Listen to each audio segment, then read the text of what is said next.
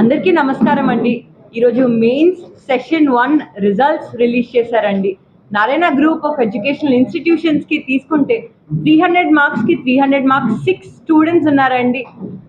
ఎం Sai Teja Hitech City Hyderabad, Sheikh Suraj Nellore, Aryan Prakash Mumbai, Rohan Sai SR Nagar Hyderabad, H Vidith Hitex Hyderabad, M Anu Hitex Hyderabad అండి.